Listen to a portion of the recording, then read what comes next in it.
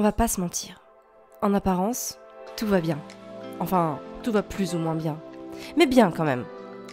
Quand quelqu'un nous demande « Comment tu vas ?», en général, on répond, dans la majorité des cas, « Ça va bien », voire juste « Ça va ». Et en fait, même si ça va pas. Et c'est normal, on va pas déballer le fond de nos problèmes à la boulangère, à la concierge, à la voisine ou à ses collègues de travail. Par contre, pour nous, on peut pas se dire « ça va » si en vrai, ça ne va pas vraiment. C'est pas d'aller mal, de pas se sentir bien ou d'être rongé par quelque chose qui va être problématique. Ce qui ne va pas, ce qui ne colle pas, c'est de faire comme si tout allait bien, faire comme s'il n'y avait pas de soucis, faire comme si on n'était pas triste, faire comme si on était joyeuse et faire comme si au fond de soi, parce que on peut se dire oui, je vais bien pour tenter de résister à la douleur, voire à la souffrance qui est bel et bien là, mais finalement c'est se mentir à soi-même.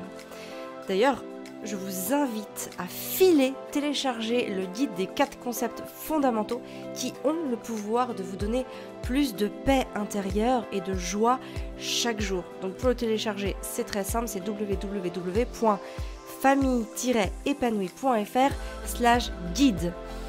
Aujourd'hui, vous allez comprendre comment la résilience peut vous aider dans votre vie à travers ce nouveau podcast. Alors, dans la société dans laquelle on vit, c'est souvent mal vu d'aller mal. On ne veut pas pleurer devant les autres parce que finalement pleurer, c'est montrer aussi une part vulnérable de nous. Et le vrai problème, c'est pas de montrer sa vulnérabilité, parce que finalement, on a toutes et tous une part de vulnérabilité. Dans 2 minutes, je vais vous dire ce que c'est le vrai problème. Mais avant ça, je voudrais juste que vous compreniez une chose. Si vous étiez là, devant moi, là, tout de suite, et que j'avais l'opportunité de vous poser cette question.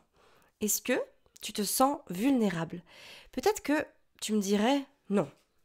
Alors, soit parce que là, à cet instant T, tu te sens vraiment bien et donc tu ne te sens pas vulnérable, soit parce que même si tu n'es pas pleinement en forme, que tu n'as pas le moral ou que tu as même un truc négatif qui occupe tes pensées, tu n'auras pas forcément envie de te confier sur ta vulnérabilité ou sur le truc que tu vis qui vient éveiller la part de vulnérabilité en toi.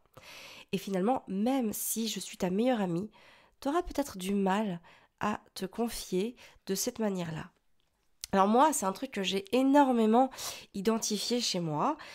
J'ai parfois beaucoup de mal à exposer ma part de vulnérabilité, alors qu'en vrai, je suis très vulnérable sur tout un tas de sujets.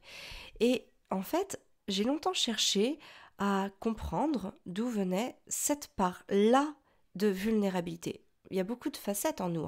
J'ai déjà fait un podcast d'ailleurs sur comment prendre soin de son enfant intérieur avec la petite fille blessée en nous. C'est l'épisode 17 du 25 juin 2020. Et donc dans ce podcast, je disais en l'occurrence qu'il n'y en avait pas qu'une. Finalement, il y avait plusieurs facettes de nous qui parfois étaient vulnérables en nous.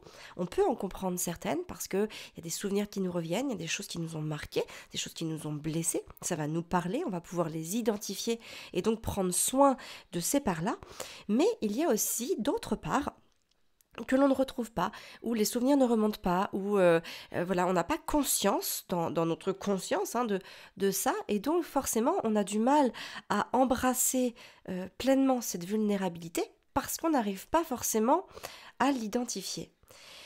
Et à un moment, j'ai mis de côté donc cette forme de quête de savoir d'où ça venait, d'où ça provenait, de ce qui m'était arrivé, etc., parce que de toute façon, je n'arrivais pas à l'identifier. Et je me suis attachée à comprendre ce que ça cachait. Parce que finalement, dans tout ce qu'on a du mal à accepter de nous, il y a une part de vérité que l'on cherche à dissimuler. Et un des plus gros problèmes que ça pose, c'est qu'on cherche à le dissimuler avant tout à soi. Et c'est à ce moment-là que j'ai compris quel était le vrai problème. Et surtout, j'ai vraiment identifié à quel point ce problème, il est universel, c'est-à-dire qu'il y a de très fortes chances qu'on ait le même problème. Qu'on ne se l'avoue ou qu'on ne se l'avoue pas, ce vrai problème, il est bel et bien là. En fait, en voulant dissimuler, ou même cacher quelque part ma part de vulnérabilité, notre part de vulnérabilité, on cache la part de faiblesse en soi. Parce que finalement, on pense que l'on pourrait être jugé sur cette vulnérabilité. Et le fait d'être jugé sur cette part de vulnérabilité pourra venir remettre en cause toute notre crédibilité. Et moi, je le vivais vraiment, je l'ai vraiment vécu ça, c'est-à-dire que j'avais peur que parfois si je parle trop de mes problèmes avec mes enfants, eh bien on vienne me juger sur la cohérence que j'avais à pouvoir accompagner d'autres parents sur la parentalité. Et ça peut arriver dans plein de domaines, ça peut arriver... tu veux pas montrer une vulnérabilité au travail parce que tu as peur que tes supérieurs ou même tes collègues, du coup, te jugent uniquement sur cette vulnérabilité. On peut même parler peut-être sur ce non-savoir-faire, alors que finalement, tu sais faire plein d'autres choses à côté. Et ça peut être pareil avec tes amis. Tu vas pas oser dire quelque chose à tes amis parce que tu veux pas que tes amis aient cette image-là de toi, alors qu'au fond, tu as plein d'autres qualités et que tu as le droit de pas savoir tout faire, de pas savoir tout faire surtout du premier coup. Le nombre de personnes qui n'osent pas faire quelque chose parce qu'en fait ils ne l'ont jamais fait et ils ne veulent pas que les autres se rendent compte qu'ils ne maîtrisent pas le truc. Mais finalement, quand c'est la première fois qu'on fait quelque chose, quand on arrive dans un job, c'est normal de pas tout maîtriser. Quand tu vas faire du sport avec des potes et que toi, t'as jamais fait le truc alors que eux, ils en font toutes les semaines, c'est normal de pas y arriver. Quand tu veux te lancer dans un ouvrage de couture, ou faire de la peinture, ou coudre, ou faire du tricot, ou peu importe, du scrapbooking, ce que tu veux, c'est normal qu'au début, tu tâtonnes, que tu poses des questions qui te paraissent peut-être bêtes, parce que c'est le début pour toi. Alors que les autres, ceux qui t'entourent, ils font ça depuis tellement longtemps qu'ils savent ces choses-là. Et en fait, à chaque fois, on cache cette part de vulnérabilité parce que on a peur qu'on nous le renvoie en pleine tête. Et que, du coup, notre crédibilité, et j'ai même envie de dire notre ego, vont être blessés. Alors que finalement, on est en plein dans la phase de vulnérabilité. Et comme on est en plein dans cette phase de vulnérabilité, on ne veut pas souffrir ou en tout cas s'infliger une double souffrance, celle d'être dans sa vulnérabilité et le fait qu'elle soit reconnue. Et donc, on va préférer cacher et taire cette vulnérabilité. Et c'est vrai que c'est très problématique parce que finalement, naturellement, on va préférer affirmer haut et fort ce que l'on sait faire, ce que l'on a compris, notre zone de compétence, ce que l'on aime faire. On va préférer rester dans nos zones de confort plutôt que d'oser parler de ce qui tremble en nous, de ce qui pourrait nous faire tomber d'un tout petit coup de vent. Mais finalement, cette part-là, cette part de je ne sais pas faire, je ne sais pas encore faire, ou je n'ai pas encore compris, ou j'ai besoin de m'exercer pour m'améliorer, c'est aussi ça qui fait notre part d'humanité. Parce que nous sommes humains. Et quelqu'un qui est trop parfait, quelqu'un qui est dans l'excellence en permanence, va forcément se déconnecter des autres. Parce que finalement, les autres se rendent compte qu'eux aussi ne sont pas excellents. Et finalement, eux aussi ont leur part de vulnérabilité. Sauf qu'avoir quelqu'un de trop fort devant eux, quelqu'un qui gère tout, qui assume tout, qui a cette image de forte, de perfection, d'excellence, de génie, etc., va leur renvoyer ce qu'ils ne sont pas capables d'atteindre. Et donc, ils vont forcément se déconnecter. Et d'ailleurs, c'est dans ces moments-là que cette déconnexion peut amener de la critique, du jugement, des regards de travers. Et finalement, c'est exactement ce genre de réaction qui nous rend encore plus vulnérables. Alors finalement, on fait tout pour que la vulnérabilité ne soit pas l'arbre qui cache la forêt, mais plus on fait ça, plus la vulnérabilité devient la forêt. Et en vrai, la vulnérabilité, c'est qu'un groupe d'arbres de la forêt. Et il faut vraiment travailler sur l'acceptation de sa vulnérabilité, notamment lorsqu'on traverse des moments douloureux, des situations inconfortables, ou toute autre situation compliquée, d'ailleurs, qui peuvent arriver. Et ça, on travaille sur cette acceptation en continuant de se développer personnellement, malgré l'adversité, c'est-à-dire malgré la forme de malheur qui s'abat sur nous à un instant T. Et ça, ce concept-là, c'est le concept de la résilience. Alors, tous les êtres vivants sont capables de résilience. Il y a un exemple que j'ai trouvé concret qui m'a inspiré au plus haut point et ça m'a énormément parlé. J'ai adoré cette image, cette métaphore qui est d'ailleurs plus qu'une métaphore. Je l'ai lu dans le bouquin La vie secrète des arbres. C'est un super bouquin. Dans son bouquin, Peter Wohlleben, il évoque l'expérience d'une chercheuse, l'expérience qu'une chercheuse a fait, en fait, sur des feuilles de Mimosa pudica. Alors, le Mimosa pudica, c'est une sorte de fougère à fleurs, si vous voulez visualiser un petit peu le truc. Et en fait, elle a versé des gouttes d'eau à intervalles réguliers sur les feuilles du Mimosa pudica.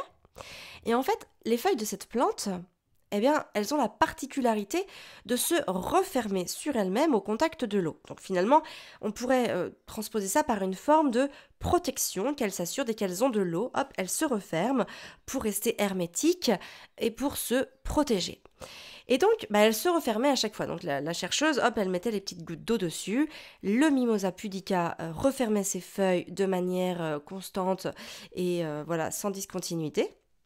Et finalement, elle l'a fait pendant longtemps, elle a vraiment opéré l'opération sur de plusieurs reprises, plusieurs mois.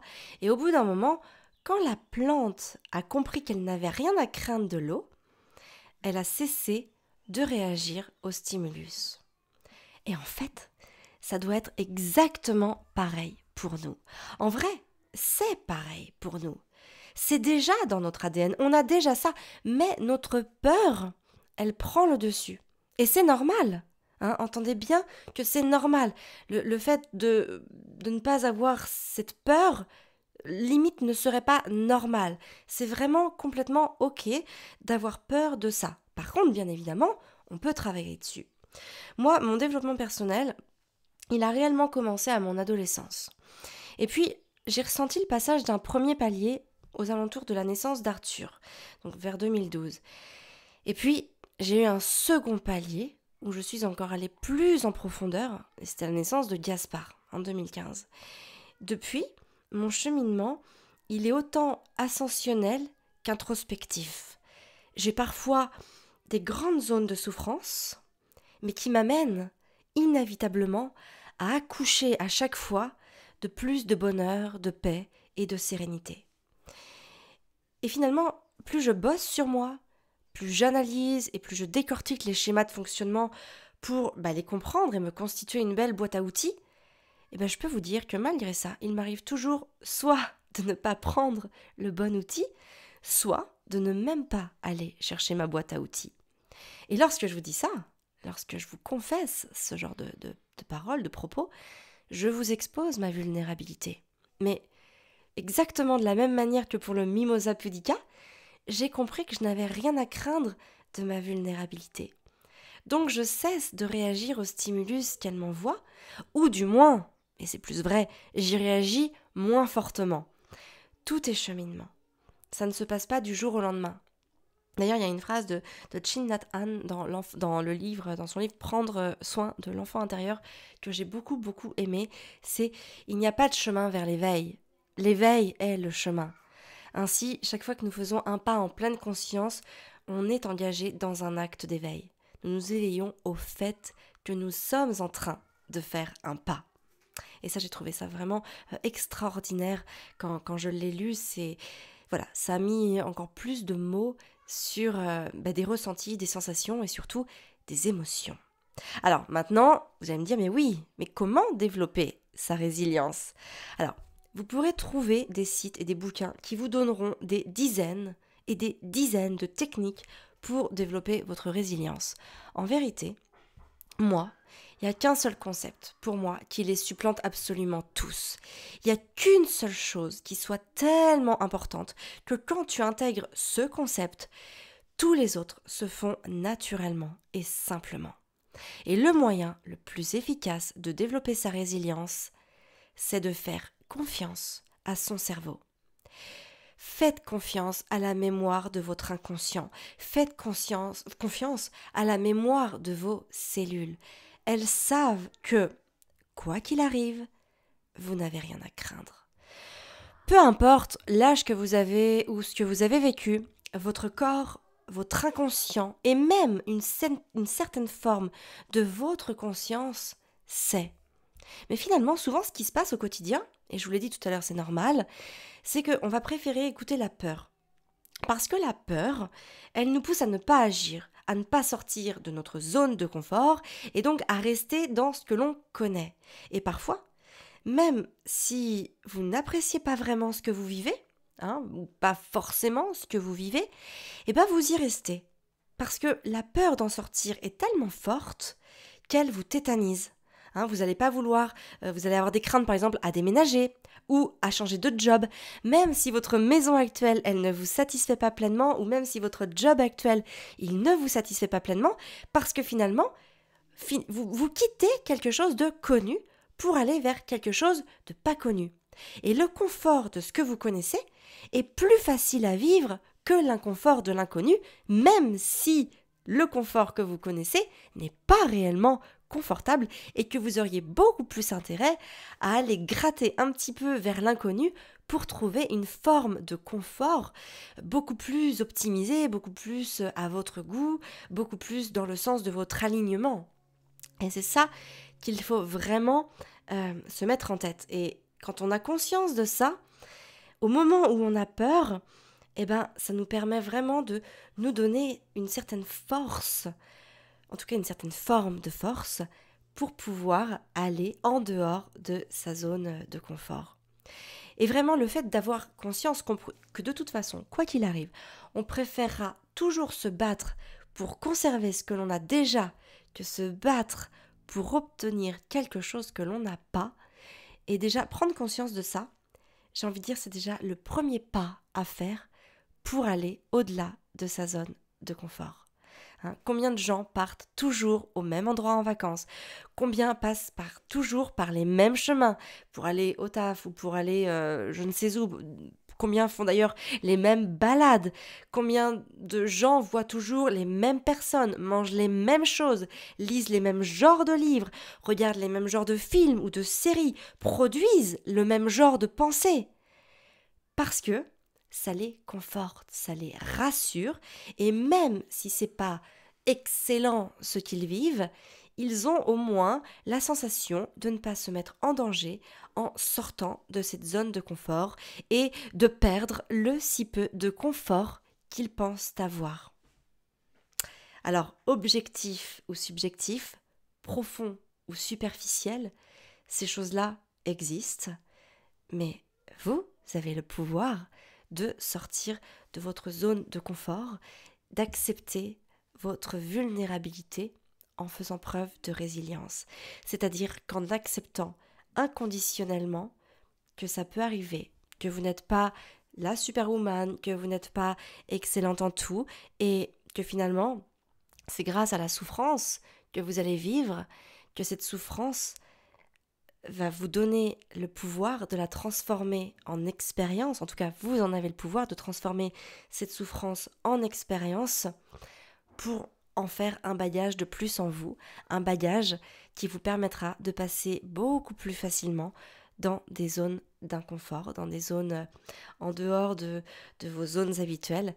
Et c'est souvent dans ces moments-là, dans ces zones-là, que la magie opère, que la magie arrive et que notre vie devient extraordinaire.